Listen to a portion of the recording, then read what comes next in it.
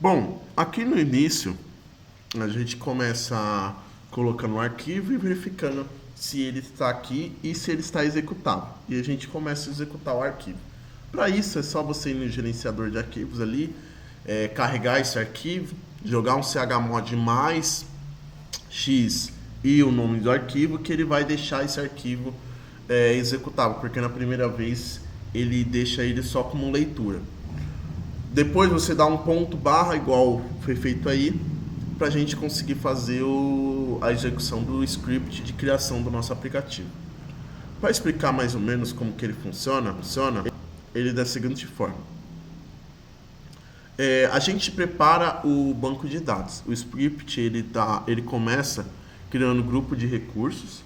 Então ele começa aqui criando grupo de recursos para organizar tudo. Aí depois ele cria o servidor SQL e o banco de dados. Um ponto legal aqui é que ele gera um nome único para o servidor. Então ele nunca vai ter um conflito com alguma outra regra já criada.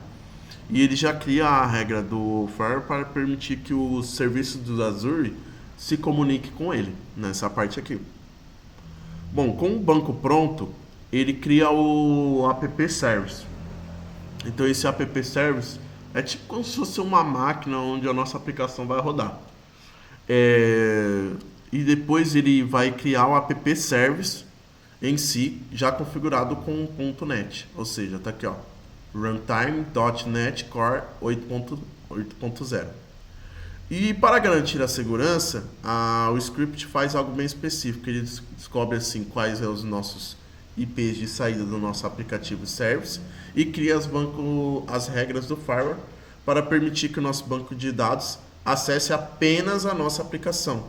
E isso é muito mais seguro e a gente consegue ter um ponto aí. Quando a gente rodar o banco de dados a primeira vez, ele vai pedir o nosso IP da nossa máquina, a gente inclui, é bem simples ali com o gameplay, então é bem tranquilo mesmo.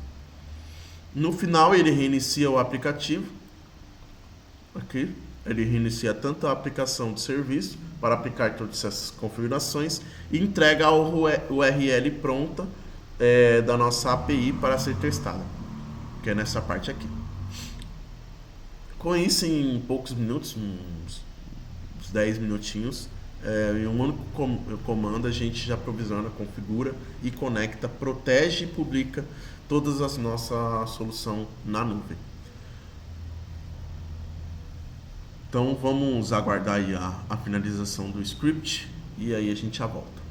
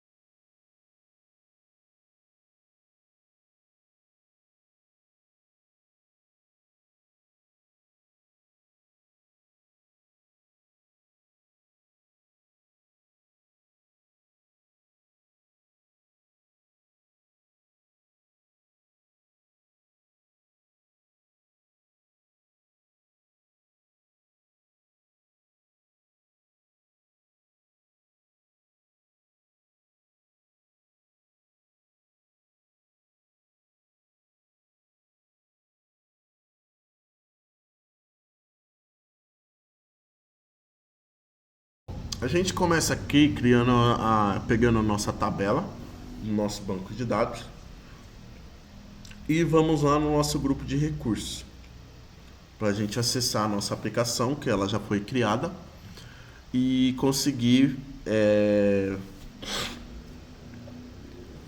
acessar o nosso banco de dados. Porque primeiramente a gente precisa rodar esse script do nosso SQL para ele subir a nossa aplicação, porque ela vai estar com falha porque não tem criado as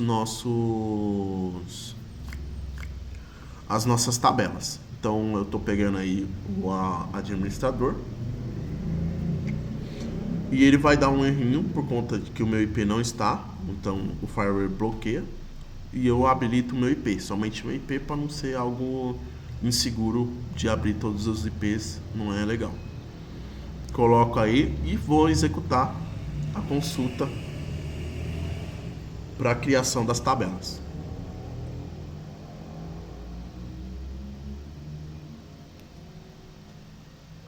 Executado sem erros, as tabelas estão criadas, estacionamento, motos e posicionamento. Agora eu vou lá no nosso grupo de recursos e vou subir a nossa aplicação para ela fazer o deploy normalmente.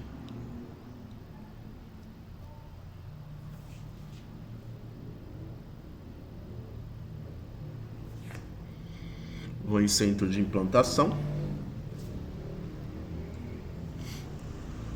logs, e aí está com falha, por conta que não tem o nosso banco de dados, não tinha nossas tabelas do banco de dados. Então a gente vai forçar novamente a subir a nossa aplicação apertando em sincronizar. E aí ele vai criar vai dar uma nova tentativa de deploy, e aí a gente vai ver que vai funcionar. Aí só aguardar agora a aplicação funcionar.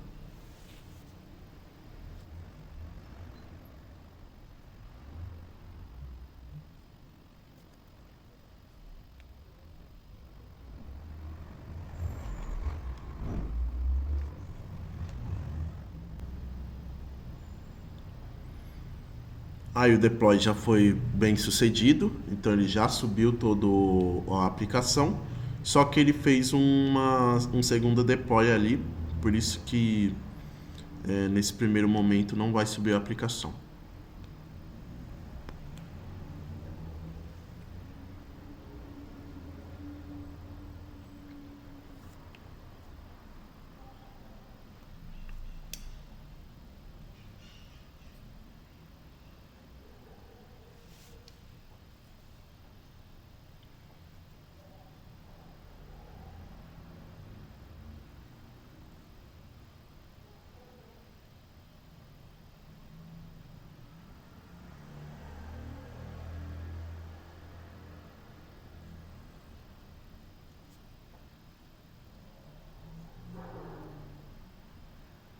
Aí eu vou verificar novamente se já subiu o deploy lá, mas a aplicação já subiu ali. Então, agora só com deploy, implantação correta, a aplicação funcionando. Agora vamos para os testes do CRUD. Fala, professor, agora a gente vai testar nossa aplicação. Então vamos começar aqui na parte do get. Então, vamos dar um execute aqui.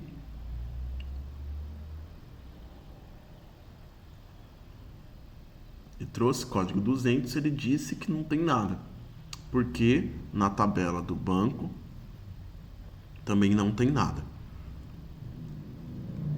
Então vamos inserir aqui uma informação.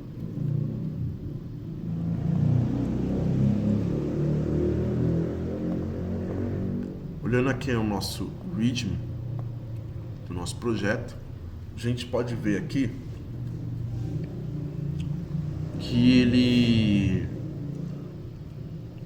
dá já um JSON testando a API.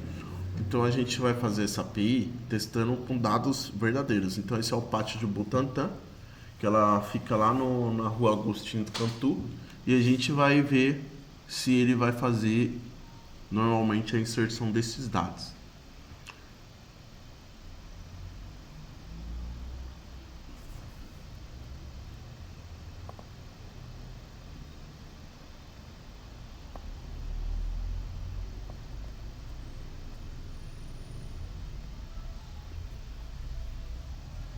Código 201, o pátio foi criado, o ID desse pátio é 1 e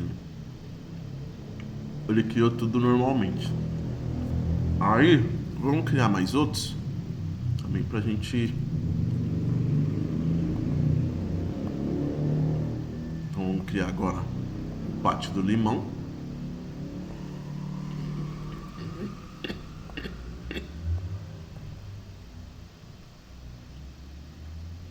Dá um execute e ele vai criar o ID 2, tá vendo? Então tudo corretamente. Agora vamos lá no nosso banco, a gente vai verificar a persistência de dados. Então, entrando aqui no nosso grupo de recursos, vamos entrar aqui na parte do banco de dados.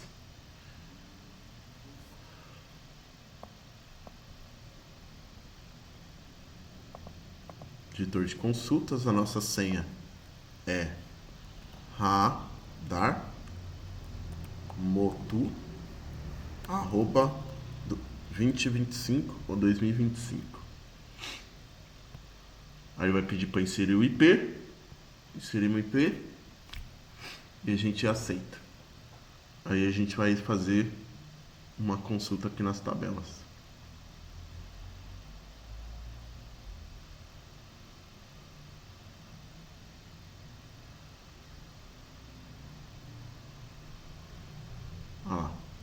Já foi adicionado os dois ID.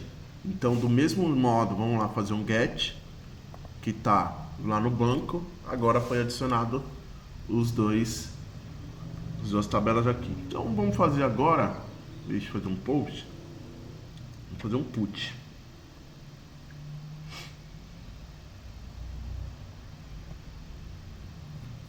Então, vamos lá. Lembrando que o ID é requerido, tá?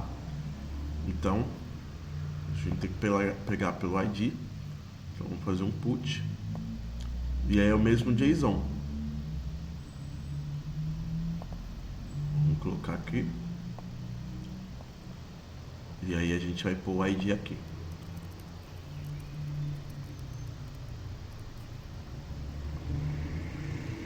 Por exemplo, o ID 1. Que é o do Butantan, e a gente vai alterar, por exemplo, Pat Butantan Motu. Vou colocar aqui, ó, Pat Butantan Motu, e a gente vai excluir esse capacidade ampliada.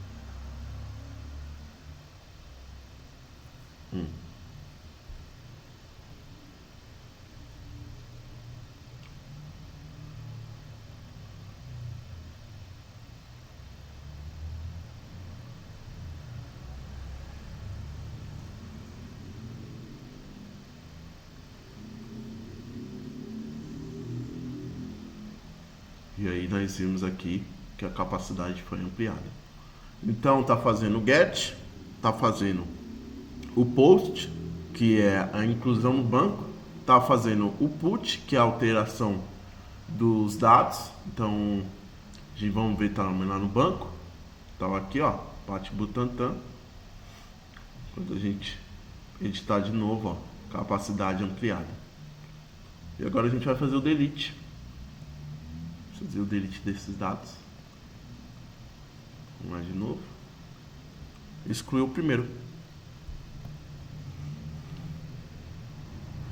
Certo? Vamos ver lá no banco. Se sumiu. Sumiu. Só tem agora o ID 2. É isso, professor. Muito obrigado. Aqui também sumiu.